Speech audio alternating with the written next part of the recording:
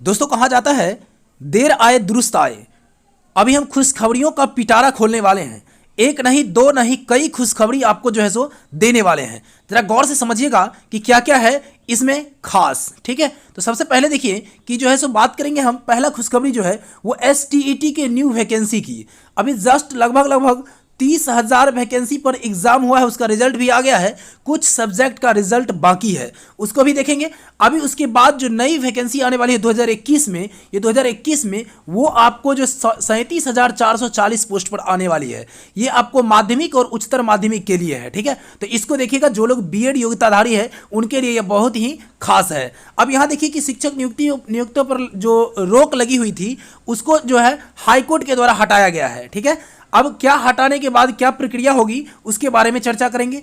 उसके देखिए 97,000 शिक्षकों की नियुक्ति की प्रक्रिया जो है शुरू होने वाली। इसमें 97,000 शिक्षक पिछले 2 से 3 साल से इंतजार में हैं कि हमें नियुक्ति पत्र अब मिलेगी, अब मिलेगी और अब मिलेगी। और तीसरी और सबसे खास खबर यह है कि कोरोना से मृत्यु होने वाले को 25 लाख मुआवजा मिलता है। और यह कब मिलता है, कैसे मिलता है, इसके बारे में जानकारी बहुत सारे लोगों को नहीं है। इस जानकारी को अभी हम साझा करेंगे। और तीसरी यानी कि जो सबसे अच्छी और जरूरी बातें हैं, ये हमारे माननीय शिक्षा मंत्री विजय कुमार चौधरी हैं। और इनके द्वारा जो खास बातचीत हुआ है, उस बातचीत के सिलसिले में इन्होंने जो कहा है उसको आप लोग सुनना नहीं भूलिएगा। तो वीडियो को अंत तक देखिए। वीडियो अच्छा रहेगा लाइक कीजिएगा, कमेंट कीजिएगा, दोस्तों के साथ शेयर करना नहीं भूलिएगा।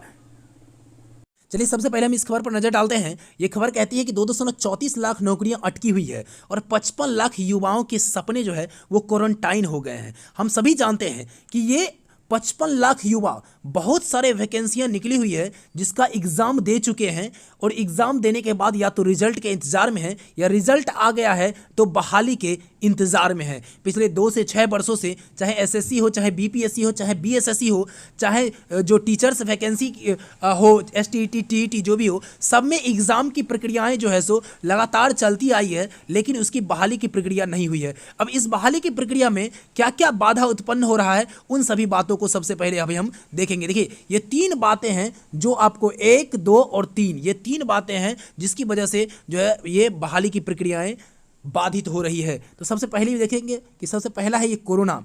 पिछले 1.25 साल से हम सभी जानते हैं कि कोरोना महामारी जो है सो तांडव मचाया है पूरे देश नहीं पूरे विश्व में। तो इसके वजह से बहुत सारी परीक्षाएं या तो हुई नहीं है या हुई भी है तो उसका रिजल्ट जो है सो बाकी सभी चीज़ें जो है सो बाधित हो रही है। ठीक है, अब इसमें मेन वजह ये हो जाता है कि कोरोना से संक्रमित हो गए हैं बहुत सारे कर्मी ही। तो अब जब संक्रमित हो गए हैं तो क्वारंटाइन हो गए, और क्वारंटाइन हो गए तो अपना जान बचाना उनके लिए ज़्यादा जरूरी हो जाता है। अब देखिए दूसरी बात है कि न्यायिक प्रक्रिया, चाहे शिक्षक हो, चाहे इंजीनियर हो, चाहे डॉक्टर हो, चाहे जो भी हो, रिक्ति का मामला जो है कोर्ट में जाता ही जाता है। क्योंकि बिहार सरकार है, आप जानते हैं किसी भी काम को करने का जो एक्सपीरियंस है इसका वो बिना कोर्ट से नहीं होता है पूरा। ठीक है, अब तीसरी देखिए जो खामियां हैं इसमें कि कोई भी नियमावली होता है, रोस्टर होता है, आरक्षण का मामला होता है, वो सभी ये स्पष्ट करके नहीं डालता है। स्पष्ट डालेगा तो जल्दी ना बहाली करना पड़ जाएगा। तो ये सरकार की नीति है। ठीक है, अब देखिए रिक्तियों में कहां कहां पेज फंसी हुई है।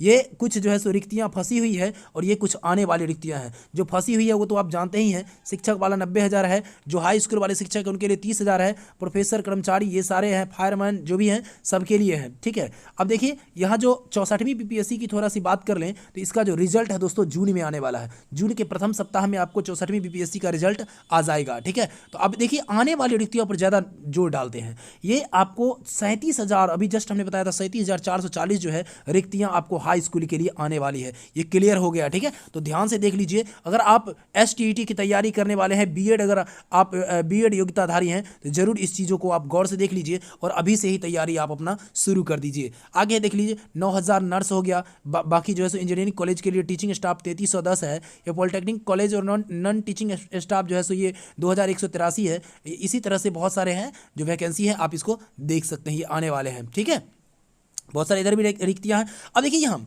सीधा सा सवाल पूछा गया है इनसे, महोदय ये हमारे हैं शिक्षा मंत्री। ठीक है, अब उनका जवाब भी सुन लीजिए, इन्होंने क्या क्या जवाब दिया है। पहला प्रश्न है कि जो बरसों से अटकी हुई 1.21 लाख शिक्षकों की बहाली कब तक होगी। तो इन्होंने क्या कहा, न्यायालय में दिव्यांग आरक्षण का मामला अटका हुआ है, फैसले आते ही बहाली की प्रक्रिया हो जाएगी। अब इस बातों को आप जान लीजिए कि कल जो है सो पिछले दिन यानी कि कल आपको सुनवाई हुई है, ठीक है, हाई कोर्ट में, और इन्होंने 4% आरक्षण देने के लिए ये तैयार हो गए। पहले ये दिव्य और दिव्यांग के लिए तैयार नहीं थे, अब 4% आरक्षण देने के लिए तैयार हैं, यानी कि मामला अब जो है सो लगभग सुलझता हुआ नजर आ रहा है। ठीक है, तो बहुत जल्द जो है सो लगता है कि जून में हो या जुलाई तक में ये बहाली की प्रक्रिया शुरू कर देंगे। दूसरी प्रश्न इनसे ये पूछा गया है, अप्रैल के प्रथम सप्ताह में ही सुनवाई होनी थी। हाँ, हाईकोर्ट ने अप्रैल के प्रथम सप्ताह में सुनवाई की, देखी थी, ये सुनवाई हो गया है, ये लास्ट में मई में आपको सुनवाई हुआ है। ठीक है, देखिए इसी तरह से ये 4% देने के लिए जब तैयार हैं तो ये इनका ये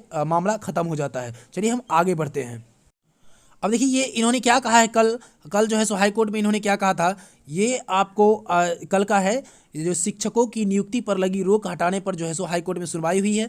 अब जल्द ही नियुक्ति का रास्ता साफ हो जाएगा। हाई कोर्ट की ओर से 1,25,000 माध्यमिक और प्राथमिक जो शिक्षकों की नियुक्ति पर लगी रोक हटाने के लिए एक बार फिर से अनुरोध किया गया। एडवोकेट जनरल ललित किशोर ने शिक्षा मंत्री से अनुरोध पर एक बार फिर इस मामले को लेकर एडवोकेट जनरल ने चीफ जस्टिस से शीघ्र विचार करने का अनुरोध किया है।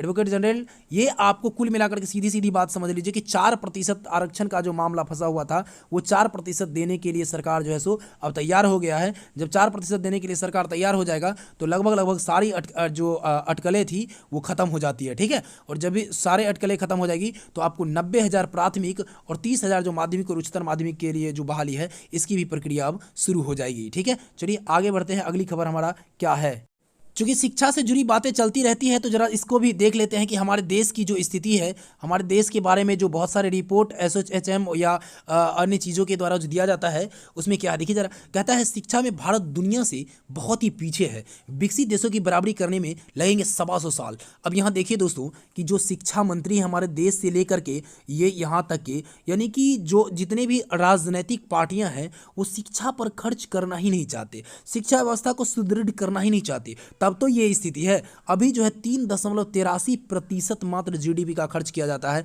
लेकिन अन्य देश की अगर हम बात करते हैं, देखिए ब्रिटेन की तो 5.72% खर्च करता है। अगर बात करते हैं जर्मनी की तो 4.95% खर्च होता है, और बात करते हैं अमेरिका की तो 5.22% खर्च करता है। ये देखिए GDP का लगभग 5.5 से 6% खर्च करता है, लेकिन हमारा एक जो है सो भारत है ये मात्र 3% खर्च करता है। तो 100 साल 125 साल क्या 500 साल लग जाएंगे इसको। ठीक है, तो यानी सभी को शिक्षा देना जो है सरकार से संभव नहीं दिख पा रहा है। ठीक है, क्योंकि सरकार चाहती भी नहीं ही है। देख लीजिए ये स्थिति है हमारे देश की। चलिए अब लास्ट खबर की हम बात करते हैं, और हमारा जो लास्ट और सबसे इंपॉर्टेंट खबर ये है कि 25 लाख रुपया ये आपको किसको मिल रहा है। इन चीज़ों को देखिए, ये कोरोना से मौत पर 25 लाख रुपये मिल रहा है, अस्थायी और अस्थायी संविदा कर्मी को मिलेगा ये लाभ। और ये कहाँ मिलेगा, तो रांची यानी झारखंड की सरकार के द्वारा जो है सो ये आपको ऐलान किया गया है। एक हमारे बिहार सरकार है, जरा इनको भी देखिए कि ये आपको हठ जो होता है ना, हठी, वो महाहठी है ये। ठीक है, यहाँ पर सैकड़ों की संख्या में शिक्षकों की मृत्यु हुई है, सैकड़ों की संख्या में अन्य कर्मियों की मृत्यु हुई है, लेकिन एक मतलब जो है सो कान पर जो है सो जू तक नहीं रेंगता है कि हम क्या दें और क्या ना दें, कुछ बोलने के लिए तैयार नहीं है। और एक देखिए ये आपको जो है रांची की सरकार है, इन्होंने 25-25 लाख मुआवजा अस्थायी हो चाहे अस्थायी हो कर्मियों को देने के लिए जो है तैयार हो गए हैं। ठीक है, तो ये बहुत ही अच्छी खबर है, और ये जो हेमंत सोरेन है यहाँ के मुख्यमंत्री, और इनको जो है सो बहुत बहुत धन्यवाद हम देना चाहेंगे, क्योंकि ये आपको कर्मचारियों के बारे में, कर्मचारियों के हित में और उनसे जुड़े हुए सभी उनके बाल बच्चे, उनके पत्नी, इन सब को या उनके जो भी घर के सदस्य हैं उनके लिए ये अगर सोचते हैं तो ये बहुत ही अच्छी खबर है, सबके लिए बहुत ही अच्छी खबर है। तो इनको बहुत बहुत धन्यवाद, कोटि कोटि इनको धन्यवाद हम देना चाहते हैं। चलिए वीडियो अच्छा लगा हो तो लाइक कीजिए, कमेंट कीजिए और दोस्तों के साथ शेयर करना नहीं भूलिए।